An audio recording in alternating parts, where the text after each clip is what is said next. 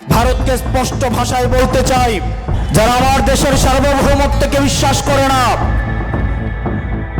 যারা আমার দেশের সম্ভাবনাকে বিশ্বাস করে না, যারা ভোটাধিকারকে বিশ্বাস করে না, মানবাধিকারকে বিশ্বাস করে না, যারা এই দেশের সন্তানদেরকে বিশ্বাস করে না, আপনারা যেহেতু তাদেরকে আশ্রয় প্রশ্রয় দিচ্ছেন, কথা স্পষ্ট করে বলে দিতে চাই, ভারতের যারা সেপারেটিস্ট আছে বাংলাদেশে আমরা তাদেরকে আশ্রয় প্রশ্রয় দিয়ে যে সেভেন সিস্টার রয়েছে সেটাকে বাংলাদেশ থেকে, ভারত থেকে আলাদা করে দিব।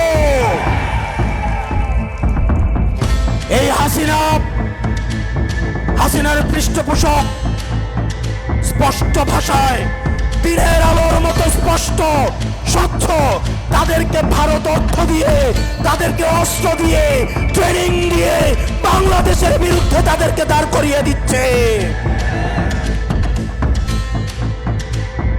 আমাদের ভারতের বিরুদ্ধে একটি পার্শ্ববর্তী দেশ বলার কোনো সুযোগ নাই।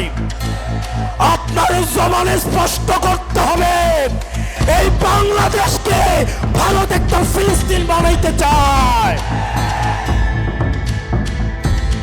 আমাদেরকে সবাইকে ঐক্যবদ্ধ হতে হবে।